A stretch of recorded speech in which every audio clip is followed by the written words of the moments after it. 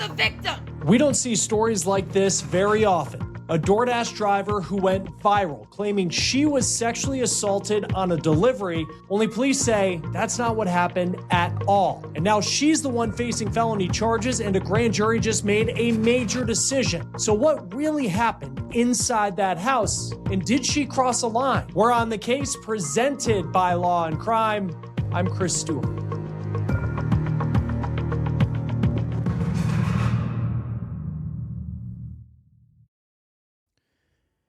Yes, everyone, let's check back in with your favorite DoorDasher. She's named DoorDash Girl, but her real name is Olivia Henderson, and she also still has a page on TikTok. Now, you remember some months back when she alleged that a man had, I would say, somehow SA'd her by revealing himself in his home while she was supposedly dropping off some food that he ordered that night. Now, it came out later on that he went out that night and he got intoxicated, I guess a little too intoxicated. And whatever he was doing on his couch, he ended up passing out with his trousers below his waistline. What? She was instructed to leave the food at the door or go on the porch, wherever, in that area of his front door and leave. What she does is, and mind you, the door allegedly was not open when she dropped off the food, but she noticed that the door was ajar, and how most people do when curiosity deletes the cat, she cracks the door open and sees him in a state of undress and sleeping. Okay, she records it, walks off the porch as she's recording herself and lobbying heavy allegations against this man. Now, again, all this stuff comes out in the wash. She files a police report. She gets fired from DoorDash. Her account gets banned. He gets banned too because of the situation in general. DoorDash puts a statement out on TikTok, and the whole nine. It goes uber viral, right? And now, what happens is, instead of her being "I'm the victim," which is a good soundbite, by the way, what happens is that she's brought up on charges because, well, the state or the city found out after all the evidence comes out that, you know what, really, you should have been taping this man in the first place, and you should be brought up on charges for putting his business out via his body and his house, because she also doxed his address during the situation. She comes up on charges now. Sensational. And so she's still salty. She thinks she's a victim, which really she is the perpetrator, if you will.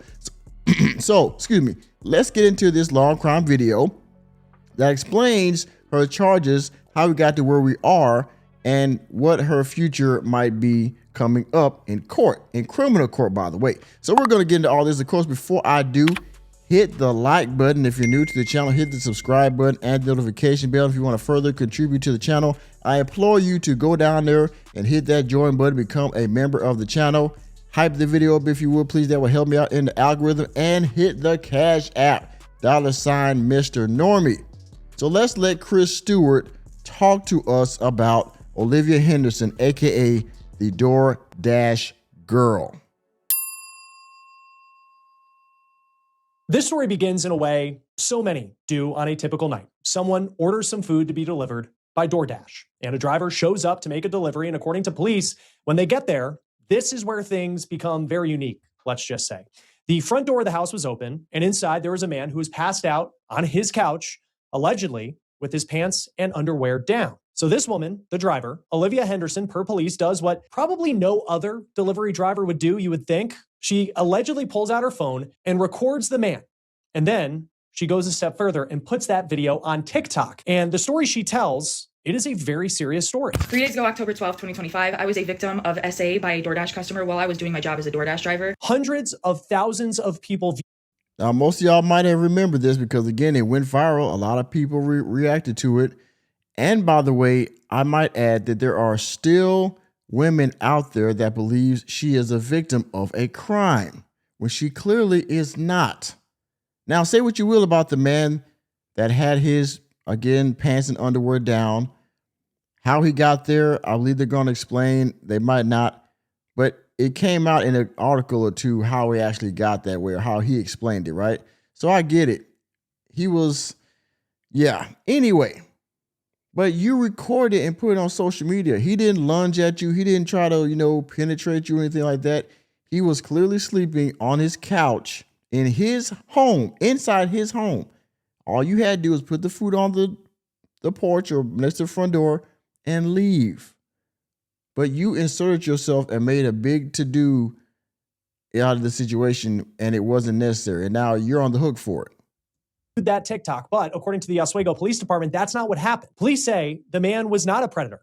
He was unconscious, incapacitated by alcohol. He was drunk, according to police. And according to their investigation, no sexual assault occurred. So the investigation was not focused on him. The investigation was focused on the person who took a video of him, that DoorDash driver, Olivia Henderson. And Henderson was arrested in November. She was charged with 2 felonies, unlawful surveillance and dissemination of an unlawful surveillance image. Now this story just took another major turn and got even more serious because on May 1st, a grand jury indicted Henderson, finding probable cause that she committed felonies, and she appeared in court that same day. And you can see that we have video of her walking into that courtroom courtesy of WSY. She got 2 felonies. As she should. As she should, for violating this man's privacy and basically doxing his address and his whole entire life to the world and claiming that he did some very nasty things to you. Shame on you. TV. Now, she's pleaded not guilty to these 2 felonies that she faces, but this case is not going away anytime soon, it seems, because if she's convicted, she is looking at up to 8 years in prison for what she allegedly did. So now, of course, we know she's not going to get 8 years, okay? It was a very unfortunate situation. His privacy was violated, but she's going to get a deal or something like that. They're going to plead down. She's going to get some, community service or get some kind of, probation or something. She's not going to do 8 years. But the fact that she's in court for all this stuff is definitely going to ruin her reputation. But who cares? Because the person that she doxed, the individual, the man that she doxed, his reputation is already ruined. the big question that is at the center of this, it's an obvious one. What really happened that night? Was she a victim who was fighting back, or did she cross a major legal line by recording an unconscious man, allegedly, and putting him on the internet as he lay inside his own home? Now, according to the Oswego Police Department, this happened back on October 12th, 2025. So this has been going on for a while. And Olivia Henderson was working as a DoorDash driver in Oswego, New York, which is north of Syracuse. It's right on Lake Ontario. And according to police, when she arrived at the home of this male customer, he was, quote, incapacitated and unconscious on his couch due to alcohol consumption. And I mentioned she posted a video of him on TikTok, which reportedly went viral, and she continued to post with one of her videos reportedly totaling, get this, 30 million views. In her original video, which she said TikTok kept removing, she claimed the customer had intentionally exposed himself to her. And she said she was a victim of a sexual assault. I mean, these are very serious allegations, and they're very concerning allegations that a police department would need to investigate fully. Now, Henderson went on to allegedly say that she reported everything to DoorDash, and the customer was banned. Then, according to her TikTok videos, DoorDash deactivated her account. 3 days ago, October 12th, 2025, I was a victim of SA by a DoorDash customer while I was... I remember this video, and if y'all go to her page, some of these videos are still up there. All right, her ranting and going ham, going out the window about this whole situation. I mean, she was 10 toes down that she was violated by this man. Okay, and that she was being victim shamed because DoorDash fired her and locked her account out. She can't pay her bills now, and all that. The police aren't listening to me, and of course, the signature line that went viral, I'm the victim. Yes. My job as a DoorDash driver.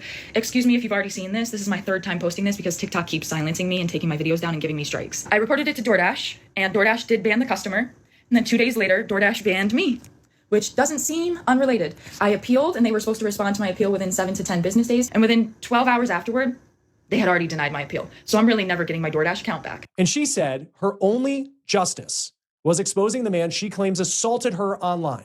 No, I'm going to keep telling my story. Like, this is the only justice I'm getting, is exposing this man and having posted that video and it has gone viral. Like, now he can live with shame and embarrassment if people have seen it and knows who he is or where he, you know what I'm saying? Like, I'm the one being punished. He's not getting in trouble with the police. He didn't lose his job if he has one. Like, what's going on with him? Why am I getting fired?